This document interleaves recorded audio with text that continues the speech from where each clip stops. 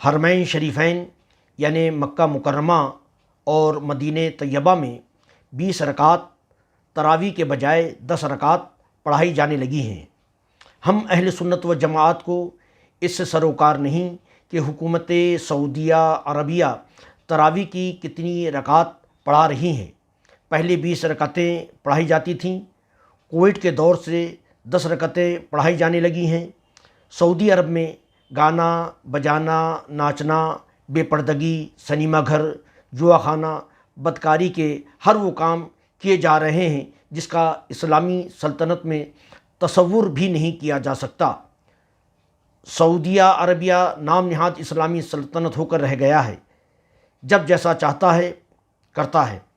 اب تو نماز میں بھی تخفیف شروع کر دی کہ 20 رکعت تراویح کے بجائے 10 رکعت تراویح کر دی، جبکہ ہند و پاک بنگلہ دیش کے علاوہ دنیا بھر میں تراویح کی 20 رکعت پڑھائی جاتی ہیں، اور سعودی عرب میں بھی 20 رکعت پڑھائی جاتی رہی ہیں۔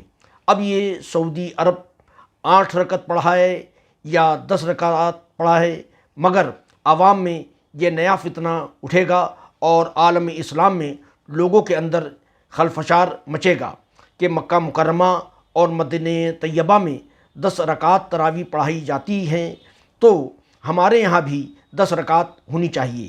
اس لیے ہم سعودی عرب کے ارباب حل و عقد سے مطالبہ کرتے ہیں کہ 20 رکعت تراویح ہی پڑھائی جائے تاکہ شریعت پر عمل ہو اور امن و امان بحال رہے اور لوگوں کے دل شکنی نہ ہو اور زائرین عوام میں بے چینی نہ مچے۔